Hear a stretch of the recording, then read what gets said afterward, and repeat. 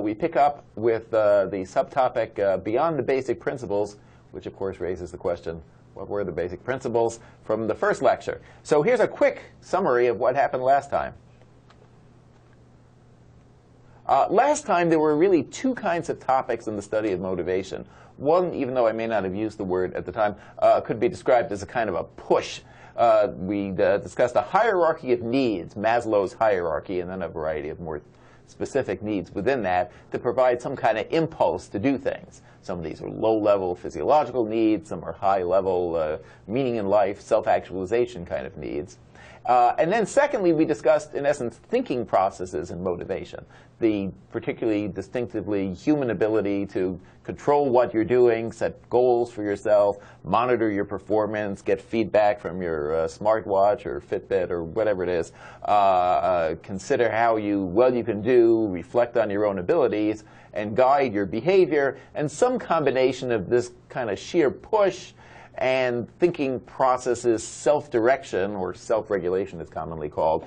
If you just kind of throw it in a pot and stir it all together, that, lecture 1 from Motivation was telling you, was psychology's explanation of motivated action. That is, if you want to talk about whether people attempt things that are challenging, whether they exert effort when they get there, whether they give up or persist on the tasks, some combination of these basic motivational impulses and the distinctively human abilities to reflect on yourself and whether you're actually doing OK on these tasks seemed like the whole story. And in fact, if we weren't here today, it would have been. But thanks to this lecture, there's more to the story.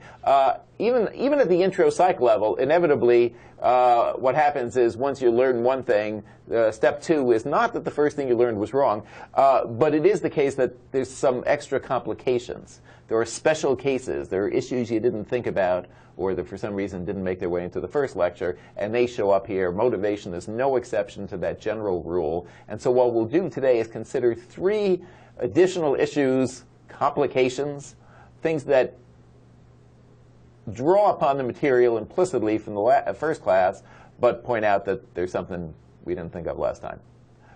One is the question of feeling states. The first lecture on motivation had a kind of slightly perhaps mechanistic quality in which people are doing things and working hard and accomplishing something and perform. Kids throw stuff in a game and you ask where they are. Workers do things. You ask how hard people are working. But there wasn't a lot of attention to the question of whether people liked what they were doing, whether it made sense, the sheer kind of, to use the fancy word, phenomenology, the feeling states during motivation. A second issue is that even when discussing last time the psychology of goal setting, it might be that different people have the same goal, get a B in a class, make the softball team. But if you talk to them, the goal has very different personal meanings. It might be that if an external agent tells you to do something, different people will have different meanings, different self-relevance in the psychology terminology of that goal. That'll be part 2. And then something familiar to all of us. It's commonly the case that you have some goal and you're sure you can do it, and then a few years go by and nothing's happened. Clean up your room. Any second now, you have that goal, you're sure you can do it, and then you graduate, never actually cleaned up the room. Sometimes you set a goal but never get around to it, and there's a particular psychology of that called implementation intentions. And then there's one last topic at the end, but we'll get to it at the end. If you're looking at slides, for some reason there's a picture of the 60s rock band The Byrds. If you're a younger viewer, on the upper right, you'll be able to see what human beings used to look like in the 60s. The reason the Byrds are up there is because I wanted some kind of intuitive introduction to the first topic. And if only everyone was 50 to 60 years old, you would all remember the great Byrds hit of the 60s, which draws on the lyrics, or its lyrics draw on the Old Testament book of Ecclesiastes, one of the Old Testament books of wisdom. I won't sing it now, and that would make this go viral. I won't sing it now, but what it is from Ecclesiastes is this set of lyrics that suggests that life consists of settings, stages, or circumstances in which there are appropriate times to do one thing versus another. Weep, laugh, mourn, dance, I guess they did a whole bunch of stuff back in the Old Testament days, including gathering stones.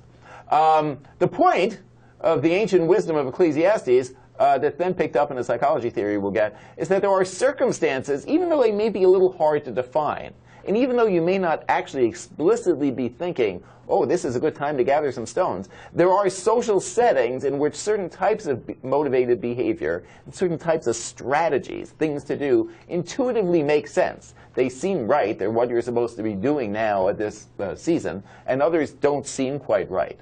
That ancient wisdom is picked up in a modern motivation theory from a psychologist at Columbia University named Tori Higgins and colleagues. A theory called regulatory fit.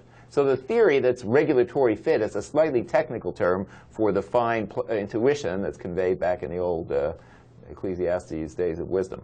The regulatory fit idea has a couple layers of ideas to it, and so we'll spell them out. There's two ideas there. Here, there's a circle around one of them if you're looking at the slide. One is the concept of motivational orientations.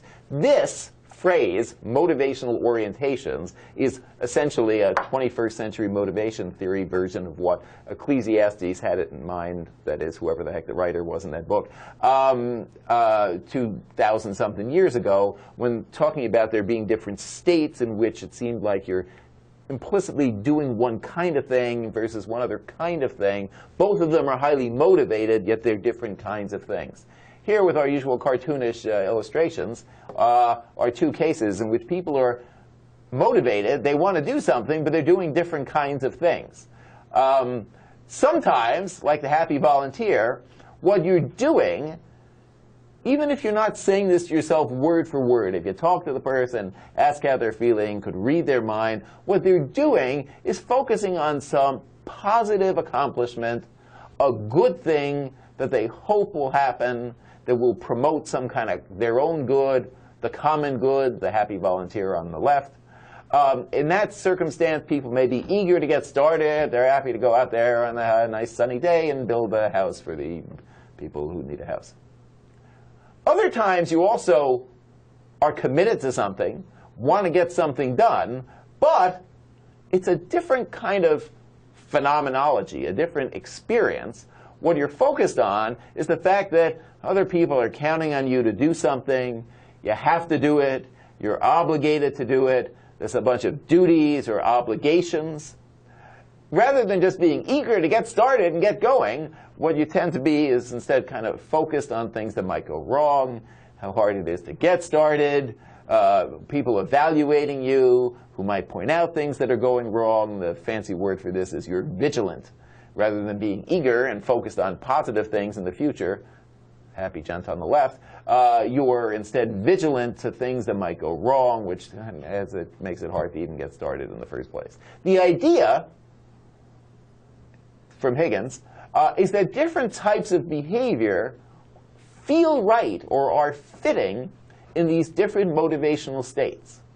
And there's going to be in a moment an experiment in which there's a simple and remarkably kind of clever way of testing this idea. But the idea is that in some settings, if you were volunteering on the bright sunny day and one of the volunteers started to talk about all the things that could go wrong, that would seem kind of funny. The spirit of the day is to kind of get started and accomplish something positive, and you seem kind of weird if you just talk about all the things that might go wrong. Yet, if you're sitting in a room full of people worried about this organic chemistry exam everybody's got to take for their pre-mediness, there it makes sense to focus on things that might go wrong, and the sort of happy-go-lucky eagerness will seem odd. The idea of Higgins' regulatory fit theory, as illustrated by this picture puzzle illustration that's coming up, is that different behaviors fit different motivational orientations. That's a slightly technical way to say what we've now introduced. Some types of actions, getting things done, accomplishing them, being eager to get started, makes sense to you if you're in a promotion orientation, if you look like the happy volunteer. Some other actions, checking for things that could go wrong, double checking for things that could go wrong, avoiding those things that could go wrong, also make sense to the same you if you're in a different psychological state, one in which you're vigilant to things that can go wrong, a prevention orientation. So basically, underlying this Higgins idea is this concept that we see in various parts of psychology, that there, in a sense, are two very generic types of orientation: a positive, seek rewards and reinforcement, go, and a vigilant, something might be wrong, stop, avoidance kinds of motivation. The prediction, then, when you run a study, which will happen in just a moment, the prediction is that people will feel better about their behavior.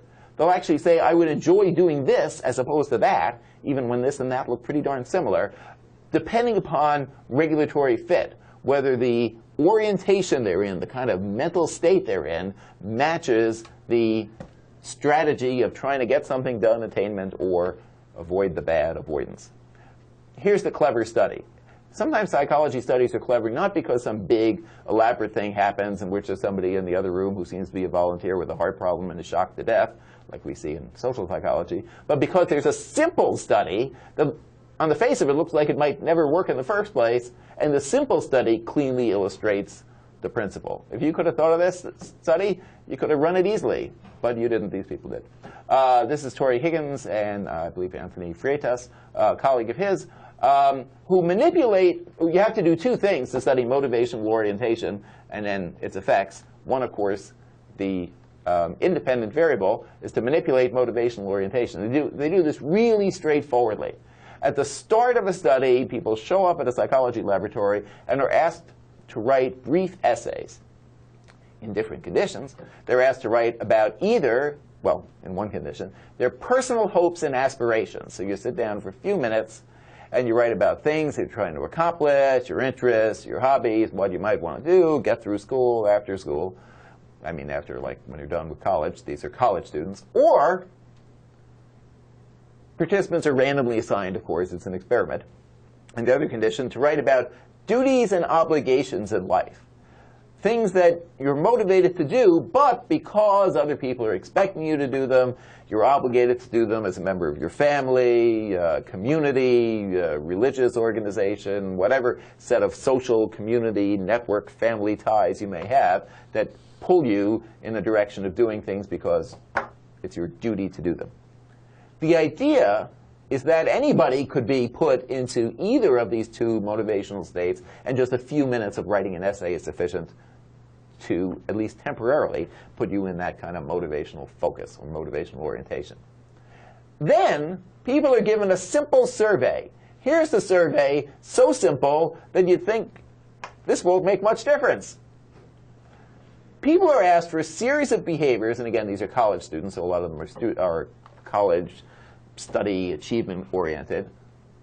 They're asked to consider different strategies at school and to evaluate whether you would enjoy doing these. It's just like looks like a boring survey of college life.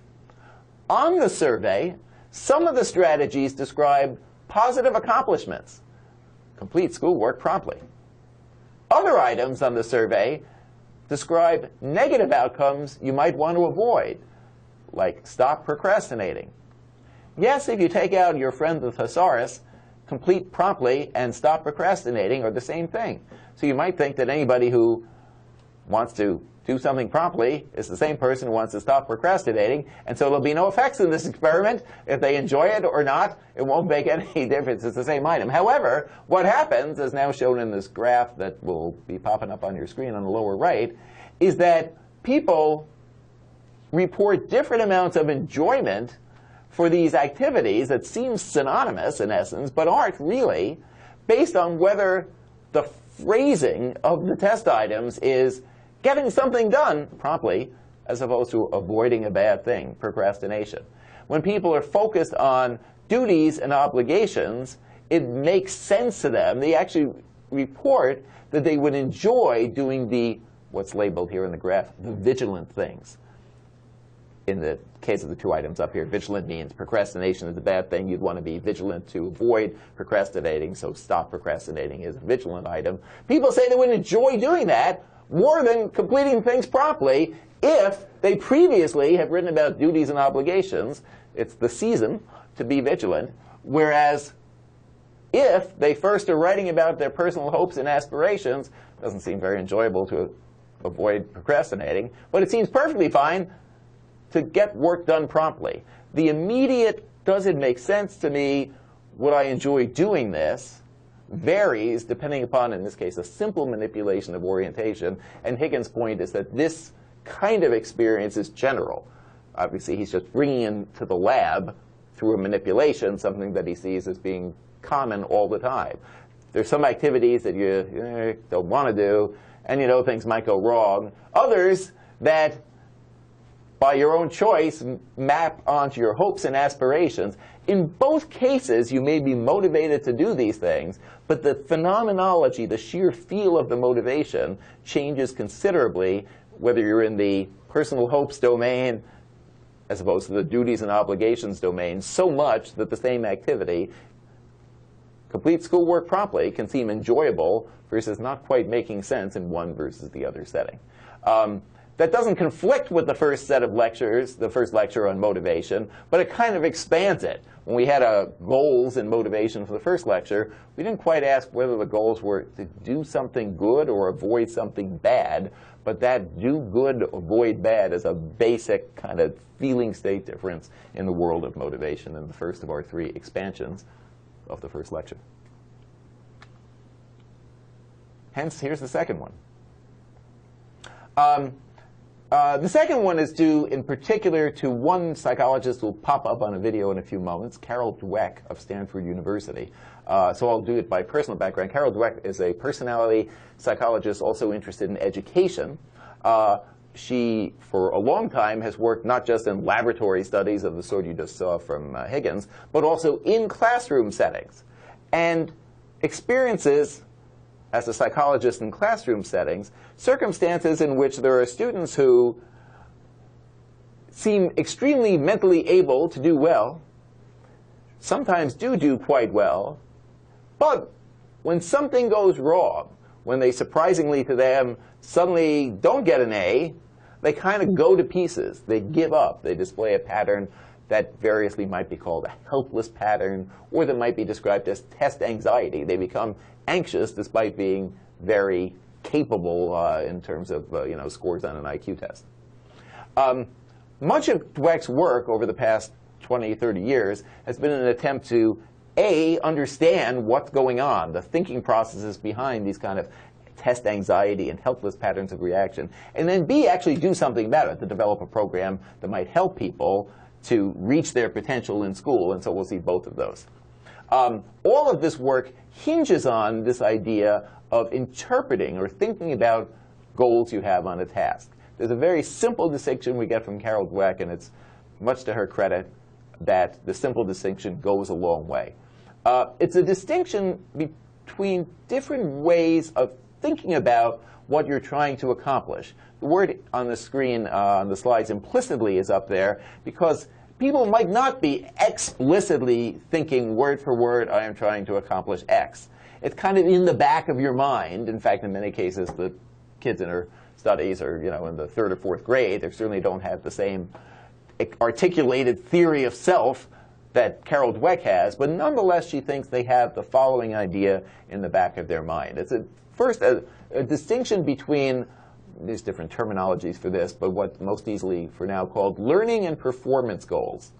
Sometimes, you'd think it would be all the time, but no. Sometimes when you're in school, implicitly your goal is to learn stuff, to acquire new skills, to get some new information. It might be interesting. You might develop some abilities you didn't have previously. Certainly sometimes this happens if you decide to just play a new instrument at first. You realize you don't have the skill, but you're interested in it. You're trying to develop the skill. You're trying to learn. You may not be telling yourself, I am trying to learn, but if you mind read the person, clearly that's their goal. However, often, too often, Carol Dweck would say, implicitly people's goal in school is to make a good impression. You're worried about what the teacher will think. You're going to get home and there'll be these grades. People in your family will see these grades. You'll have to turn them into some college to see if you can get into that college. Although the educational setting is there to have you learn, so much of it is about an evaluation of how well you're learning, that kind of like somebody who's on stage performing and being evaluated by a theater critic, you're, while in school trying to learn, simultaneously on a kind of a stage being evaluated, and you know that, and in the back of your mind, a whole lot of what you're thinking about is making a good impression on other people, as opposed to that sheer joy of learning that's supposed to be happening in settings like this one here. So learning and performance goals in Dweck's language essentially are different ways of interpreting an activity. Two different people doing the same thing, two different people, studying for the history test, maybe thinking about, if you look at them, they're doing the same thing, George Washington crossed the deep blue sea or whatever. I guess that was Columbus.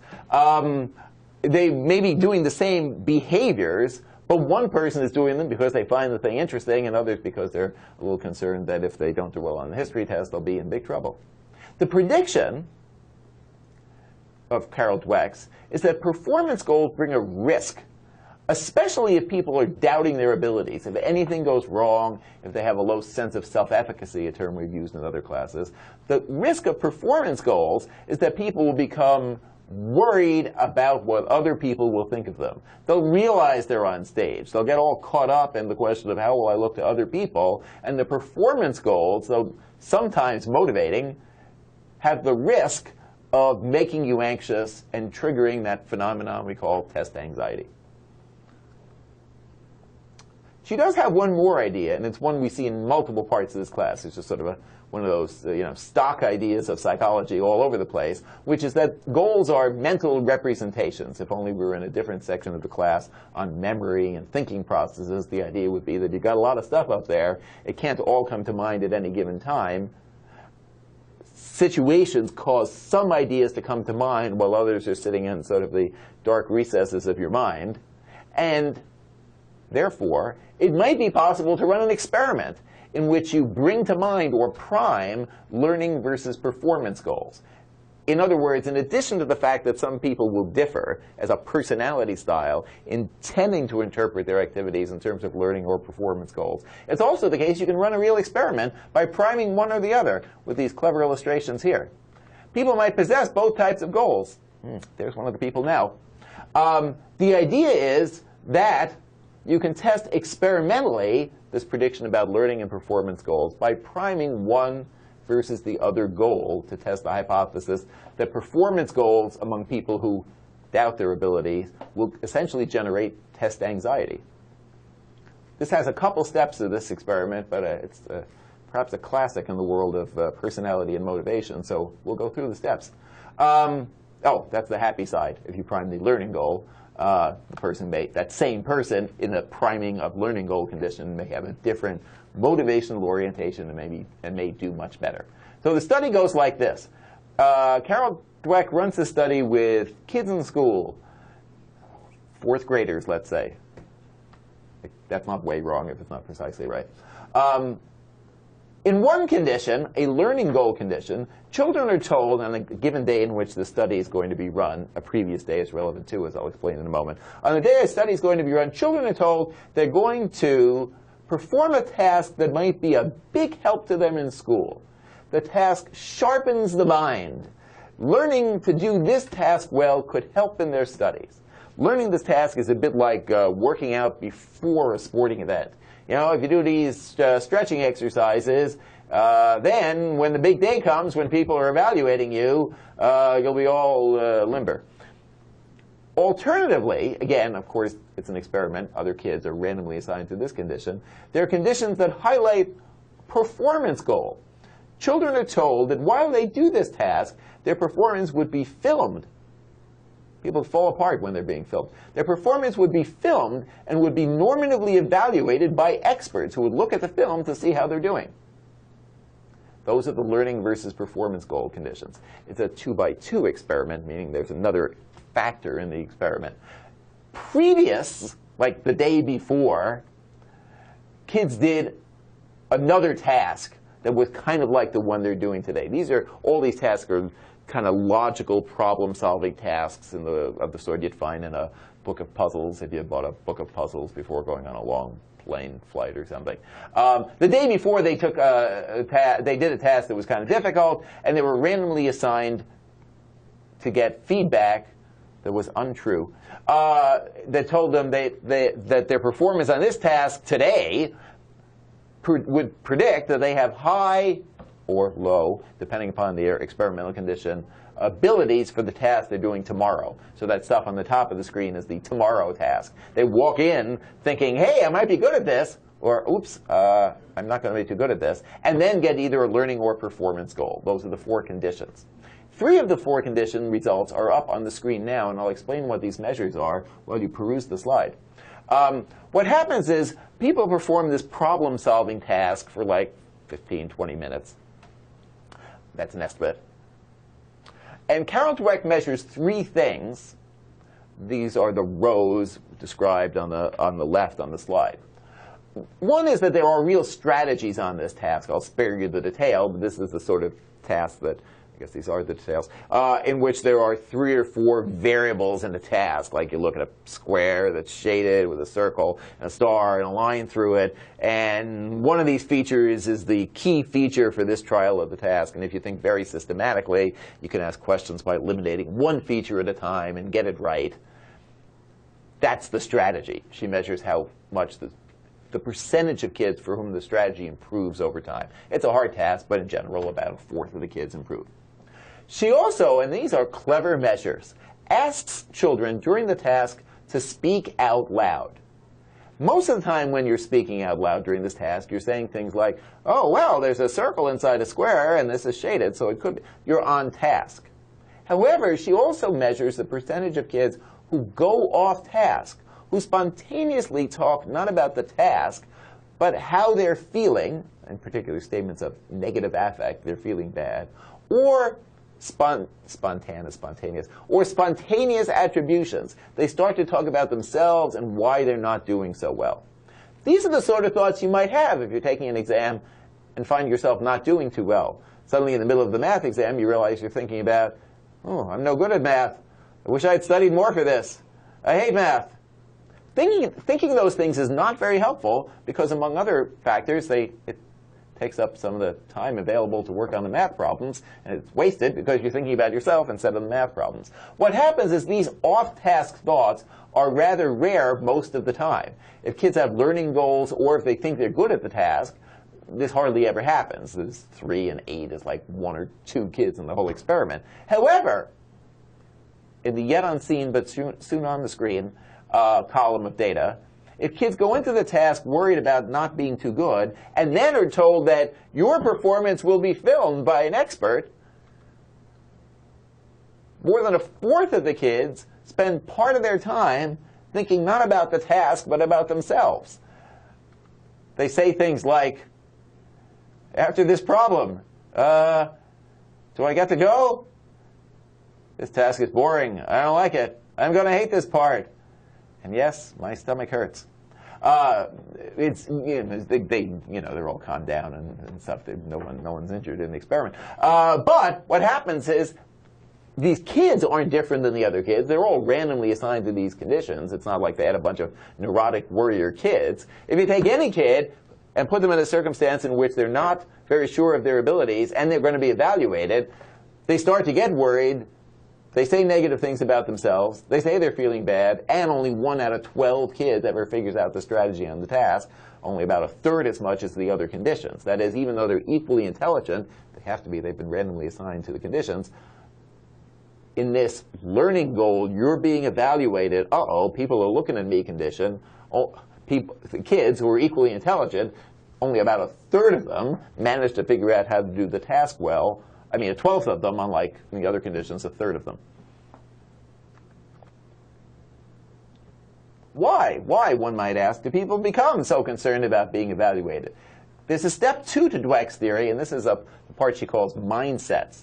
It involves how you think about, or your mindset for, conceptions of intelligence. Dweck's core idea behind, or the explanation for, that's behind why these results occur in these experiments, is that people have different implicit theories about intelligence. Some kids implicitly think, well, by studying, I become more intelligent. Intelligent is like physical strength. If you're lifting weights, you get stronger. Everybody thinks that. Some people also think, by the way, they're right, some people also think that for intelligence, studying is like lifting weights. If you study more, you become more intelligent, whereas other kids think you're just born with it. I'm born with a certain level of intelligence. It's fixed. What she does, the idea is if it's fixed, then you tend to interpret a test as being on stage. You're being evaluated, since, of course, that would be the purpose of the test, to see how much of this ability you have, as opposed to if you think intelligence is something that grows, then the test is just a marker of how much growing you've done and is just something that might change in the future. What she does is to come up with simple ways of measuring these differences between mindsets. You can find them yourself. She gives away these methods. All you have to do is enter the word Carol Dweck and mindset, and you get a page like this. That asks you questions like, you agree with these statements? You have a certain amount of intelligence and can't really do much to change it. Your intelligence is something about you that you can't change very much. You can probably infer what the other items are like. These are a simple set of tests designed to measure whether people think that intelligence is a fixed thing or changeable. Let's have a few seconds of Dweck talking about this in her own words.